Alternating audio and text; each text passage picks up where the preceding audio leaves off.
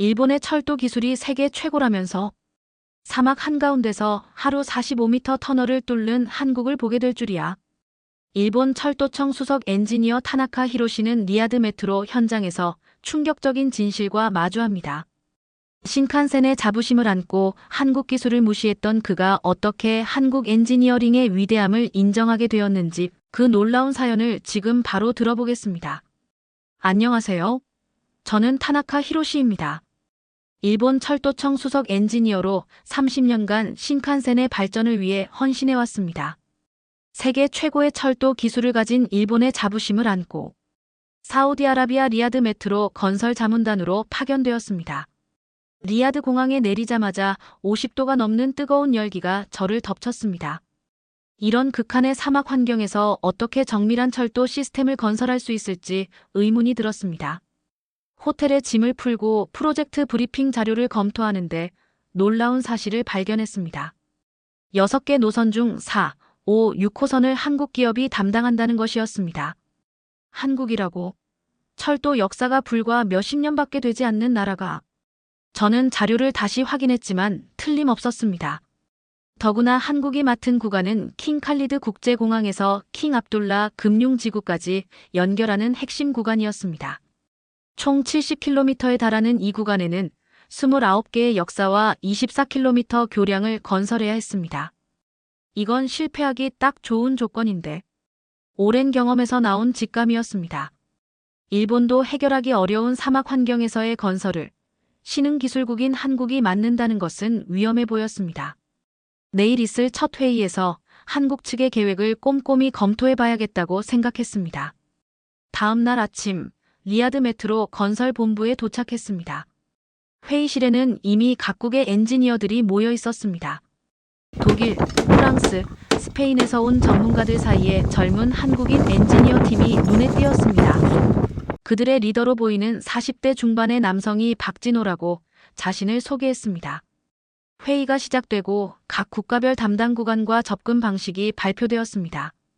한국 팀의 발표 차례가 되자 저는 내심 기대 이하의 계획을 예상했습니다. 그러나 박진호의 프레젠테이션은 저의 예상을 완전히 뒤엎었습니다.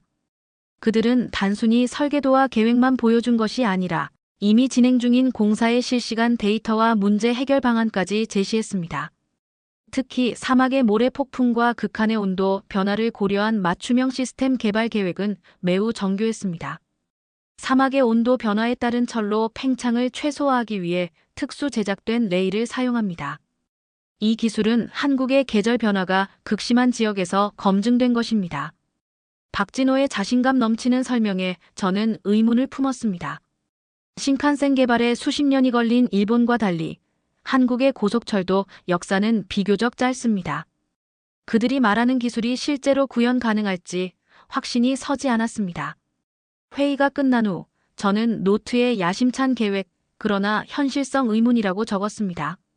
내일 있을 현장 방문에서 한국 측의 주장이 얼마나 현실과 부합하는지 직접 확인해 봐야겠다고 생각했습니다. 일본 철도 기술의 대표로서 신중하고 객관적인 평가가 제 임무였습니다. 호텔로 돌아오는 차 안에서 저는 창밖으로 펼쳐진 리야드의 사막 풍경을 바라보며 깊은 생각에 잠겼습니다. 한국의 기술력이 정말 이 혹독한 환경에서 통할 수 있을지 내일의 현장 방문이 그 답을 줄 것입니다. 아침 일찍 일어나 리야드 메트로 현장으로 향했습니다. 자동차가 공사 현장에 가까워질수록 거대한 건설 구조물이 지평선 위로 솟아오르는 모습이 눈에 들어왔습니다. 이것이 한국팀이 건설 중인 교량이라는 것을 알게 되었습니다. 현장에 도착하자 박진호가 저를 맞이했습니다. 그는 방문자용 안전모와 조끼를 건네며 오늘의 일정을 간략히 설명했습니다. 첫 번째로 교량 건설 현장을 방문할 예정이었습니다. 공사장으로 들어서자마자 놀라운 광경이 펼쳐졌습니다. 여러 대의 크레인이 완벽한 조화를 이루며 거대한 콘크리트 구조물을 들어올리고 있었습니다. 이것이 바로 한국팀이 자랑하는 교량 상판 일괄 가설 공법이었습니다. 이것은 공장에서 미리 제작한 교량 상판을 현장으로 가져와 조립하는 FSM 공법입니다. 한 번에 최대 55m 길이의 교량 상판을 설치할 수 있습니다. 박진호의 설명을 들으며 저는 내심 의구심을 품었습니다. 일본에서는 이런 방식으로 교량을 건설할 경우 최소 30일이 소요됩니다. 그런데 그는 단 7일 만에 완성할 수 있다고 주장했습니다. 의심의 눈초리로 지켜보는 동안 작업자들은 마치 정교한 시계 부품을 맞추듯 거대한 콘크리트 구조물을 정확히 위치시켰습니다. 놀랍게도 모든 과정이 신속하면서도 정밀하게 진행되었습니다. 제가 알던 건설 현장의 모습과는 완전히 달랐습니다. 더 놀라운 것은 현장의 디지털화 수준이었습니다. 모든 작업자가 태블릿과 스마트 기기를 활용해 실시간으로 정보를 공유하고 있었습니다. BIM 건물 정보 모델링 시스템을 통해 전체 공정이 통합 관리되었으며 드론이 상공에서 작업 진행 상황을 모니터링했습니다. 우리는 디지털 트윈 기술을 적용해 가상 시뮬레이션으로 모든 공정을 미리 검증합니다. 이를 통해 현장에서 발생할 수 있는 문제를 사전에 예측하고 해결합니다. 박진호가 보여준 관제센터에서는 3D 홀로그램으로 전체 공사 진행 상황을 한눈에 파악할 수 있었습니다. 이런 수준의 디지털 통합 시스템은 일본에서도 아직 시범 단계에 있는 기술이었습니다. 점심 식사 후 우리는 터널 굴착 현장으로 이동했습니다. 직경 9.8m에 달하는 거대한 TBM 터널 굴착 장비가 가동되고 있었습니다. 모니터링 화면에는 실시간으로 굴착 데이터가 표시되었고 한국 엔지니어들은 자신만만하게 장비를 조작했습니다. 현재 하루 평균 40m 굴진하고 있으며 내일은 45m 목표로 도전할 예정입니다. 이 말을 듣자 저는 거의 웃음이 나올 뻔했습니다. 세계 최고 기록이 32m인데 그것도 최적의 조건에서 이루어진 기록이었습니다. 사막의 불안정한 지반에서 45m는 불가능한 목표였습니다. 그러나 데이터는 거짓말을 하지 않았습니다. 터널 벽면을 동시에 보강하는 특수 공법이 적용되어 굴착 속도는 예상보다 훨씬 빨랐습니다. 한국 팀은 서울 지하철 건설 과정에서 개발한 기술을 리야드의 사막 환경에 맞게 최적화했다고 설명했습니다. 현장을 떠나기 전 무인운전 시스템 테스트 구간도 방문했습니다. AI 기반의 관제 시스템은 실시간으로 열차 간격을 조절하고 승객 흐름을 분석해 최적의 운행 일정을 계산했습니다. 이 시스템은 일본의 신칸센보다 더 진보된 형태였습니다. 호텔로 돌아오는 길에 저는 오늘 본 것들을 정리하며 혼란스러웠습니다. 제 전문 분야에서 한국이 이렇게 앞서 있을 거라고는 상상도 못했기 때문입니다. 서구와 일본의 철도 기술이 세계 최고라는 제 오랜 믿음이 흔들리고 있었습니다. 노트북을 열고 일본 본사에 보낼 첫 보고서를 작성하면서 저는 여전히 한국 기술의 장기적 안정성과 품질에 의문을 제기했습니다. 하지만 마음 한구석에서는 오늘 본 것들이 단순한 허상이 아니라는 것을 인정할 수밖에 없었습니다. 다음 날 아침 창문을 열자 하늘이 온통 누런색으로 뒤덮여 있었습니다. 사우디아라비아 특유의 모래 폭풍이 리야드를 강타하고 있었습니다. 호텔 로비에서 만난 독일과 프랑스 엔지니어들은 이미 오늘의 현장 작업이 전면 중단될 것이라며 대책 회의를 준비하고 있었습니다. 저는 한국 팀의 대응이 궁금했습니다. 모래 폭풍은 정밀 장비에 치명적인 손상을 줄 수 있고 작업자 안전에도 심각한 위험 요소입니다. 일본에서도 이런 기상 조건에서는 즉시 작업을 중단하는 것이 표준 절차입니다. 박진호에게 연락하자 그는 5호선 터널 굴착 현장으로 저를 초대했습니다. 이 상황에서도 작업을 계속한다는 것이 믿기지 않았지만 직접 확인하기 위해 현장으로 향했습니다. 모래 폭풍 속에서 차량을 운전하는 것은 거의 불가능했습니다. 가시거리가 30m도 되지 않았고 모래가 차체를 때리는 소리가 끊임없이 들렸습니다. 이런 환경에서 정밀한 건설 작업이 가능하다는 것은 상상조차 할 수 없었습니다. 5호선 현장에 도착하자 놀라운 광경이 펼쳐졌습니다. 한국 팀은 특수 제작된 임시 구조물을 터널 입구에 설치하고 있었습니다. 이것은 단순한 보호막이 아니라 모래 폭풍에 대응하기 위한 완전한 시스템이었습니다. 모래 폭풍 차단 시스템입니다.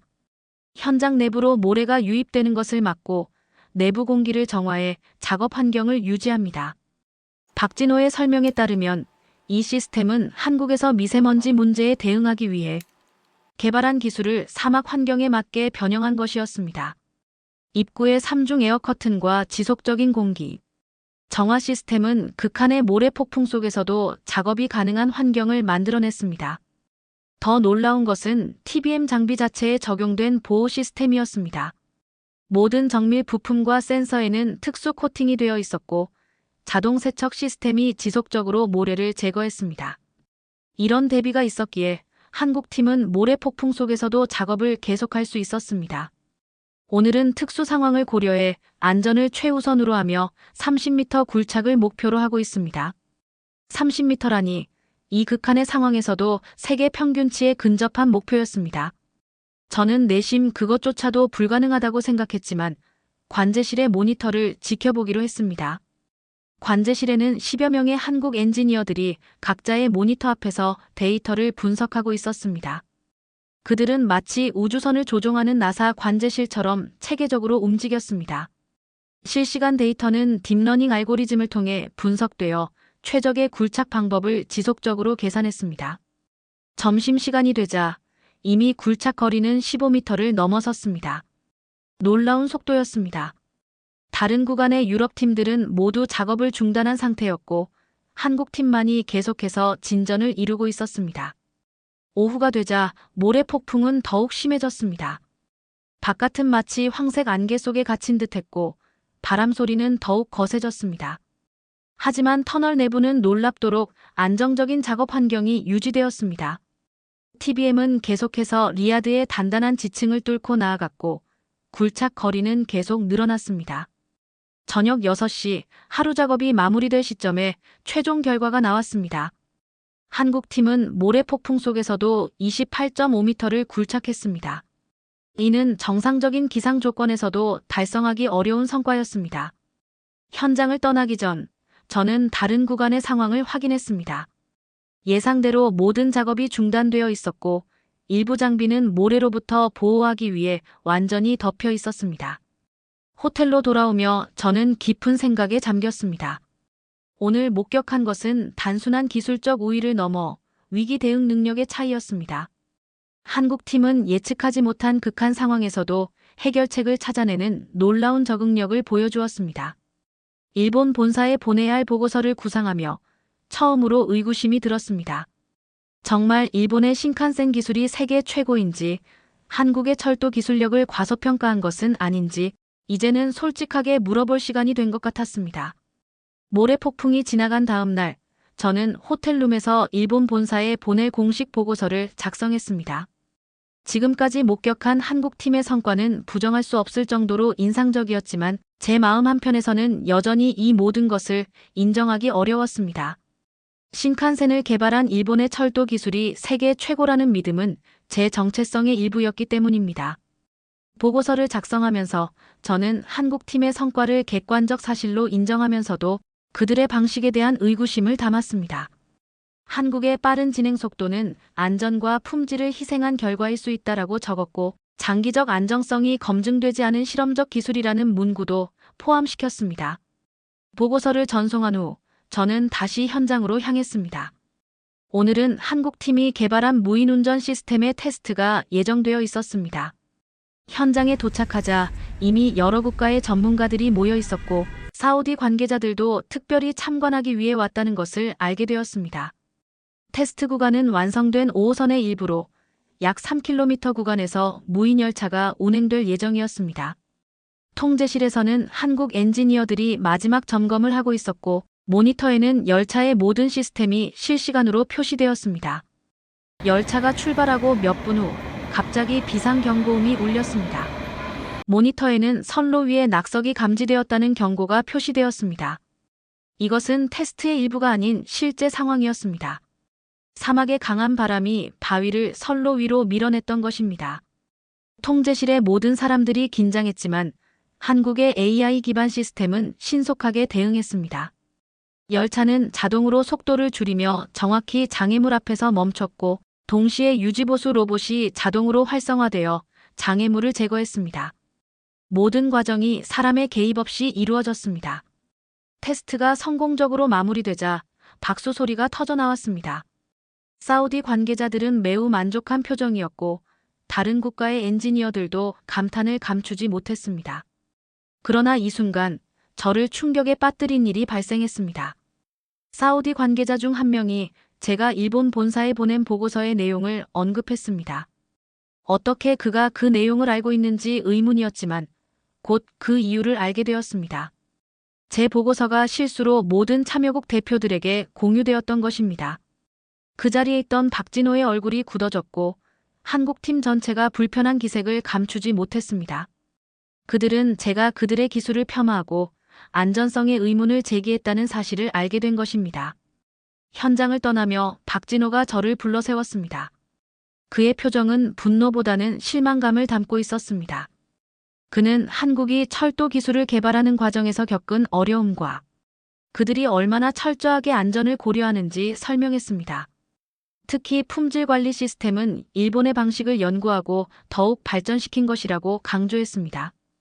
그날 저녁 호텔 로비에서 다른 국가의 엔지니어들이 저를 의식적으로 피하는 듯 했습니다.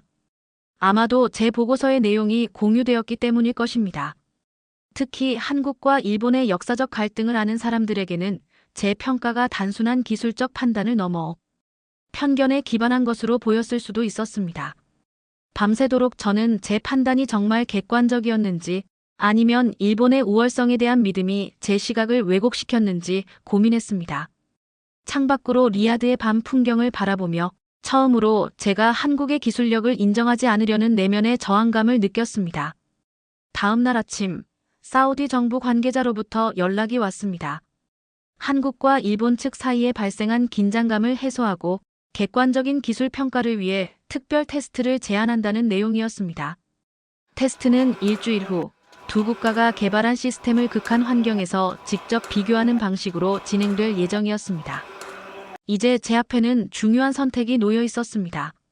계속해서 일본 기술의 우월성을 주장할 것인지 아니면 열린 마음으로 한국의 혁신을 인정할 것인지 이 테스트는 제 오랜 신념을 시험하는 계기가 될 것이 분명했습니다. 특별 테스트 날이 밝았습니다. 리야드의 하늘은 맑았지만 기온은 이미 아침부터 42도를 넘어섰습니다. 오늘의 테스트는 50도가 넘는 극한의 더위와 인공적으로 조성된 모래폭풍 환경에서 진행될 예정이었습니다.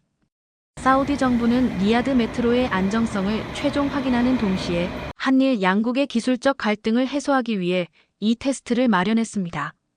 테스트 장소에 도착하자 이미 여러 국가의 엔지니어들과 사우디 고위 관계자들이 모여 있었습니다. 분위기는 국제 스포츠 경기를 앞둔 것처럼 긴장감이 감돌았습니다. 한국과 일본 양측은 각자의 구역에서 마지막 준비를 하고 있었습니다. 테스트는 두 부분으로 나뉘어 진행되었습니다. 첫째는 열차의 내구성과 운행 안정성, 둘째는 무인운전 시스템의 비상상황 대응력이었습니다. 각 국가별로 개발한 기술이 적용된 열차를 동일한 조건에서 운행시켜 성능을 비교하는 방식이었습니다. 저는 일본 기술에 대한 자신감을 가지고 있었습니다. 신칸센은 수십 년간의 운영 경험을 통해 검증된 시스템이었고 특히 안정성 면에서는 세계 최고라고 자부했습니다. 테스트 전 일본 팀과의 마지막 점검에서도 모든 것이 완벽해 보였습니다. 첫 번째 테스트가 시작되었습니다. 인공적으로 조성된 모래 폭풍 속에서 두 열차가 동시에 출발했습니다. 초기에는 양쪽 모두 안정적으로 운행되었습니다. 그러나 속도가 증가하면서 차이가 나타나기 시작했습니다. 일본의 열차는 모래먼지로 인해 센서에 간헐적 오류가 발생했고 이로 인해 속도를 제한해야 했습니다. 반면 한국의 열차는 특수 개발된 보호 시스템 덕분에 안정적인 속도를 유지했습니다. 실시간 모니터링 화면에는 두 열차의 성능 데이터가 그래프로 표시되었고 한국 열차의 선이 더 안정적인 패턴을 보여주고 있었습니다. 두 번째 테스트는 더욱 도전적이었습니다. 선로 위에 장애물을 설치하고 갑작스러운 전력 변동을 일으키는 상황에서 무인운전 시스템의 대응 능력을 평가했습니다. 이러한 돌발 상황에서 신칸센 기술은 안전을 위해 열차를 완전히 정지시키는 방식을 택했습니다. 그러나 한국의 AI 기반 시스템은 더 유연하게 대응했습니다. 장애물을 감지하고 정확히 필요한 만큼만 속도를 조절하거나 로봇 시스템을 활성화해 장애물을 제거한 후 정상 운행으로 빠르게 복귀했습니다. 전력 변동 상황에서도 내장된 백업 시스템이 즉시 가동되어 승객의 편의성을 해치지 않는 수준으로 운행을 유지했습니다. 테스트가 진행될수록 한국 시스템의 우수성은 점점 더 명확해졌습니다. 그들의 기술은 단순히 빠르고 효율적인 것을 넘어 예측하지 못한 상황에서도 유연하게 대응할 수 있는 적응력을 갖추고 있었습니다. 특히 사막이라는 극한 환경에 맞춰 최적화된 솔루션들은 일본의 전통적 접근 방식보다 훨씬 효과적이었습니다. 마지막 테스트는 비상대피 상황에서의 시스템 대응이었습니다. 가상의 화재 상황이 발생했을 때 열차는 안전하게 정지하고 승객들을 대피시키는 과정을 시뮬레이션했습니다. 일본 시스템은 안정적으로 작동했지만 한국의 시스템은 한 단계 더 나아가 있었습니다. 열차 내부의 환기 시스템이 자동으로 조정되어 연기의 확산을 방지하고 비상구가 최적의 대피 경로를 실시간으로 표시했습니다. 테스트가 완료되자 사우디 관계자들은 즉시 회의실로 이동해 결과를 분석했습니다. 저는 창밖으로 보이는 테스트 현장을 바라보며 깊은 생각에 잠겼습니다. 오늘의 결과는 제가 오랫동안 믿어왔던 일본 기술의 우월성에 대한 신념을 완전히 뒤흔들었습니다. 사우디 정부의 공식 평가가 발표되기 전 박진호가 조용히 제게 다가왔습니다. 그의 표정에는 승리의 기쁨보다는 동료 엔지니어로서의 이해와 존중이 담겨 있었습니다. 그 순간 저는 이것이 단순한 국가 간 기술 경쟁을 넘어 인류의 발전을 위한 공동의 여정임을 깨달았습니다. 테스트 결과 발표를 앞두고 박진호는 저를 현장 근처의 조용한 카페로 초대했습니다. 그곳에서 우리는 경쟁자가 아닌 같은 분야의 전문가로서 솔직한 대화를 나누었습니다. 처음으로 저는 한국의 철도 기술 발전 과정에 대한 진솔한 이야기를 들을 수 있었습니다. 한국은 1974년 서울 지하철 1호선을 개통한 이래로 불과 50년 만에 세계적인 철도 강국으로 성장했습니다. 초기에는 일본과 프랑스, 독일의 기술을 도입했지만 곧 자체 기술 개발의 필요성을 깨달았습니다. 좁은 국토에 인구가 밀집된 한국의 특성상 기존 외국 기술을 그대로 적용하는 것은 한계가 있었기 때문입니다. 박진호는 서울 지하철 건설 과정에서 한국이 겪었던 독특한 도전들을 설명했습니다. 서울의 고밀도 도심 지역 아래로 터널을 뚫는 일은 기존의 어떤 방법론으로도 해결하기 어려웠습니다. 지하수, 안반, 기존 건물의 기초 등 복잡한 장애물을 극복하기 위해 한국은 자체적인 해결책을 개발해야 했습니다. 더욱 놀라웠던 것은 한국이 경제적 제약 속에서도 효율성을 극대화하는 방법을 찾아냈다는 점이었습니다. 한정된 예산으로 최대한의 성과를 내야 하는 상황에서 한국은 창의적인 엔지니어링 솔루션과 철저한 공정 관리를 결합했습니다. 우리에게는 선택지가 없었습니다. 빠르고 효율적으로 건설하지 않으면 도시의 교통 문제를 해결할 수 없었고 경제 발전에 큰 차질이 생길 수 있었죠. 박진호가 보여준 자료에 따르면 한국의 철도 건설 비용은 일본이나 유럽에 비해 30에서 40% 낮으면서도 안전성과 품질은 동등하거나 더 높았습니다. 이것은 한국만의 독특한 접근 방식 덕분이었습니다. 특히 인상적이었던 것은 한국의 디지털 전환 속도였습니다. 철도 산업의 4차 산업혁명 기술을 접목하는 속도가 어떤 국가보다 빨랐습니다. 빅데이터 AI를 활용한 스마트 레일 시스템은 한국이 세계 최초로 상용화에 성공한 분야였습니다. 자료를 살펴보며 저는 한국의 빨리빨리 문화에 대한 오해를 깨닫게 되었습니다. 이것은 단순히 서두르는 것이 아니라 효율성을 극대화하고 지속적으로 개선하는 정신이었습니다. 무엇보다 이 문화는 철저한 안전관리와 품질 보증 시스템을 기반으로 했습니다. 서울 지하철의 안전관리 시스템은 세계에서 가장 엄격한 수준입니다. 우리는 속도와 안전이 상충된다고 생각하지 않습니다. 오히려 더 효율적인 시스템이 더 안전할 수 있다고 믿습니다. 박진호는 KTX 개발 과정에서도 비슷한 패턴이 있었다고 설명했습니다. 처음에는 프랑스의 TGV 기술을 기반으로 시작했지만 곧 한국의 지형과 기후에 맞는 독자적인 발전을 이루었습니다. 한국의 산악 지형과 사계절의 극심한 기후 변화는 오히려 더 견고하고 적응력 있는 기술을 개발하는 계기가 되었습니다.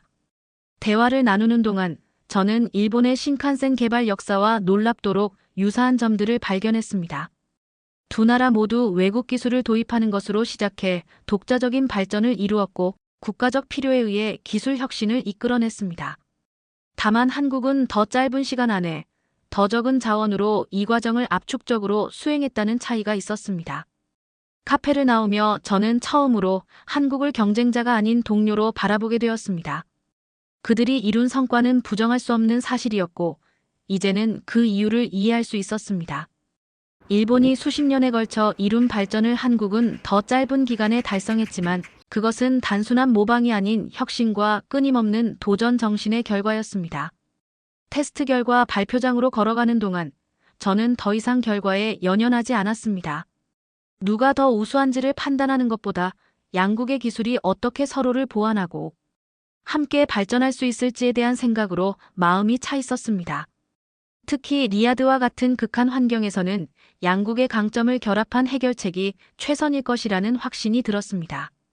테스트 결과 발표장은 이미 각국의 기술 담당자와 사우디 고위 관계자들로 가득 차 있었습니다. 긴장된 분위기 속에서 사우디 교통부 장관이 단상에 올라 공식 평가 결과를 발표했습니다. 예상했던 대로 한국의 기술 시스템이 극한 환경 적응성, 비상 상황, 대응력, 에너지 효율성 면에서 더 높은 평가를 받았습니다. 특히 무인운전 시스템의 AI 기반 판단 능력은 사우디의 사막 환경에 최적화된 솔루션으로 인정받았습니다.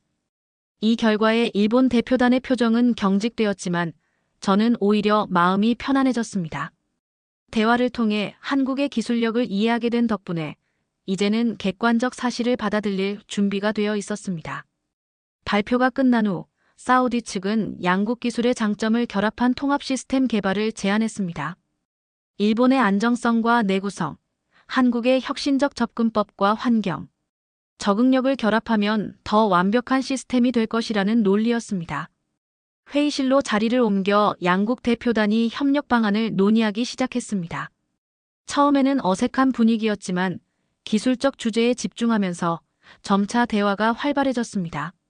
저는 일본 측 수석 대표로서 한국과의 기술 협력에 적극적인 자세를 보였습니다.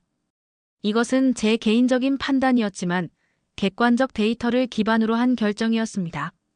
그날 밤 호텔로 돌아와 일본 본사에 새로운 보고서를 작성했습니다. 이번에는 완전히 다른 톤으로 한국의 철도 기술을 평가했습니다. 한국의 철도 기술은 이제 세계적 수준에 도달했으며 특정 분야에서는 일본을 포함한 전통적 철도 강국들을 뛰어넘고 있습니다. 이러한 성과는 단기간에 이루어졌다는 점에서 더욱 주목할 만합니다. 일본은 경쟁자로서가 아닌 협력자로서 한국과의 관계를 재정립해야 합니다.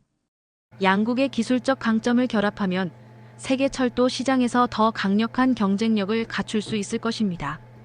보고서에는 테스트 결과의 객관적 데이터와 함께 한국 철도 기술의 발전 과정과 특징에 대한 분석을 상세히 포함시켰습니다.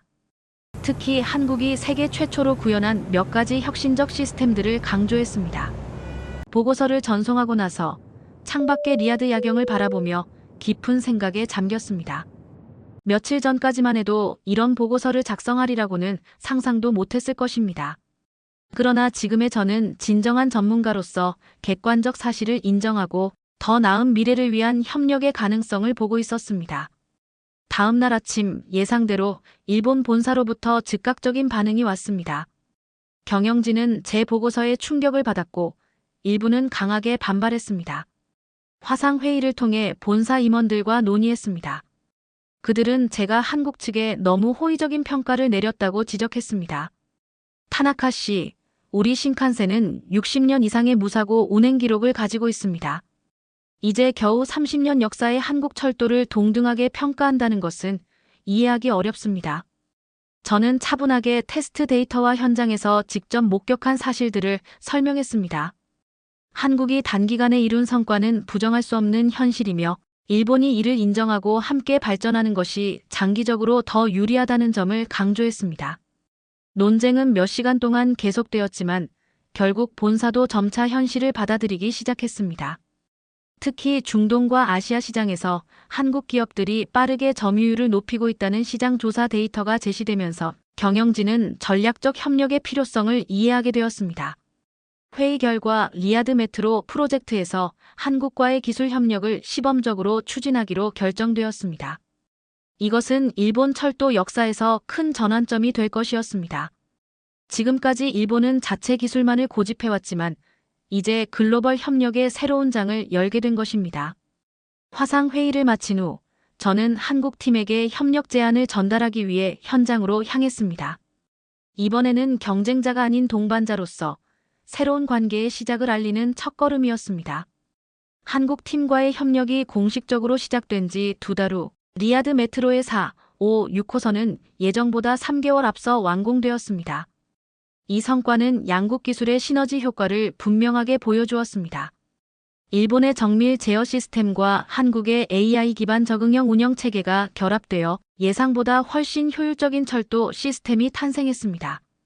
개통식 날짜가 다가오자 사우디 전역의 관심이 리야드 메트로로 집중되었습니다. 무함마드 빈 살만 왕세자의 비전 2030 핵심 프로젝트가 현실화되는 순간이었기 때문입니다. 사우디 왕실은 이례적으로 살만 빈 압두라지즈 국왕이 직접 개통식에 참석할 것이라고 발표했습니다. 개통식 전날 한국과 일본 팀은 마지막 점검을 위해 5호선 통제센터에 모였습니다. 이곳은 양국의 협력이 가장 잘 구현된 공간이었습니다. 일본의 정밀한 하드웨어 제어 시스템과 한국의 AI 기반 소프트웨어가 완벽하게 통합되어 있었습니다. 모니터에는 실시간으로 열차의 모든 상태가 표시되었고 예측 알고리즘은 잠재적 문제를 사전에 감지하여 해결책을 제시했습니다. 박진호와 함께 최종 시뮬레이션을 진행하면서 저는 지난 몇 개월간의 변화를 실감했습니다. 처음에는 한국의 기술력을 의심했던 제가 이제는 그들과 함께 세계 최첨단 철도 시스템을 완성하고 있었습니다. 더욱 놀라운 것은 이 협력 과정에서 일본 기술도 발전했다는 점이었습니다. 한국의 유연한 접근 방식과 창의적 해결책은 일본의 전통적 시스템에 새로운 활력을 불어넣었습니다. 개통식 당일 리야드 전역에서 수많은 시민들이 메트로 역으로 모여들었습니다. 킹 압둘라 금융지구역에서 열린 공식 행사에는 살만 국왕을 비롯한 사우디 왕실과 정부, 고위 인사들, 그리고 각국의 대표단이 참석했습니다. 행사장은 화려하게 장식되었고 대형 스크린에는 메트로 건설 과정의 주요 장면들이 상영되고 있었습니다. 살만 국왕이 도착하자 모든 이들이 기립하여 경의를 표했습니다. 국왕은 짧은 연설에서 리야드 메트로가 사우디아라비아의 새로운 시대를 여는 상징이라고 강조했습니다. 특히 그는 한국과 일본의 기술 협력을 높이 평가하며 이것이 국제 협력의 모범 사례가 될 것이라고 말했습니다. 공식 개통 버튼이 눌리자 5호선의 첫 열차가 역에 들어왔습니다. 무인으로 운행되는 최첨단 열차는 마치 SF 영화의 한 장면처럼 완벽한 정밀도로 플랫폼에 정차했습니다. 국왕과 주요 인사들이 열차에 탑승하여 첫 시범 운행을 체험했습니다. 열차 내부에서 박진호와 저는 국왕에게 시스템의 주요 특징을 설명했습니다. 특히 50도가 넘는 사막 환경에서도 안정적인 운행이 가능한 냉각 시스템, 모래 폭풍에 대응하는 특수 필터, 그리고 에너지 효율을 극대화하는 회생 제동 기술 등이 국왕의 관심을 끌었습니다. 시범 운행을 마치고 돌아온 국왕은 흡족한 표정으로 한국과 일본 양국 대표단에게 감사의 뜻을 전했습니다. 그는 특별히 양국의 기술 협력이 만들어낸 시너지를 언급하며 앞으로 사우디의 다른 인프라 프로젝트에도 이러한 모델이 적용되기를 희망한다고 말했습니다. 개통식 이후 리야드 메트로는 즉시 시민들의 사랑을 받기 시작했습니다. 첫날에만 20만 명이 넘는 시민들이 메트로를 이용했고 그들의 반응은 놀랍도록 긍정적이었습니다. 특히 무인 운전 시스템의 정확성과 쾌적한 탑승 환경에 많은 이들이 감탄했습니다. 일본으로 돌아가기 전날 밤, 저는 박진호와 함께 리야드의 전망대에서 도시의 야경을 감상했습니다. 아래로는 화려하게 빛나는 메트로 노선이 도시를 가로지르고 있었습니다. 그것은 단순한 교통수단이 아닌 두 나라의 기술과 열정이 만들어낸 예술 작품 같았습니다. 다음에는 어디서 다시 만날까요? 박진호가 물었습니다. 그 질문에 저는 미소를 지었습니다. 이제 우리 앞에는 무한한 가능성이 펼쳐져 있었습니다. 일본으로 돌아가면 저는 미래 철도 기술의 새로운 패러다임, 한국에서 배우는 교훈이라는 주제의 컨퍼런스를 개최할 계획이었습니다. 또한 한국과 일본의 공동 연구팀을 구성하여 차세대 철도 기술 개발을 추진하는 제안서도 준비 중이었습니다.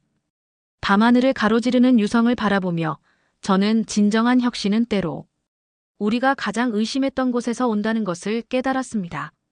한국의 철도 기술은 이제 세계의 새로운 기준이 되었고 우리 모두는 그들로부터 배울 준비가 되어 있어야 했습니다. 오늘 사연은 여기까지입니다. 일본 엔지니어가 한국의 혁신적인 철도 기술에 감탄한 스토리 어떠셨나요? 여러분의 의견을 댓글로 남겨주세요. 지금까지 감동 스팟에서 사연 전해드렸습니다.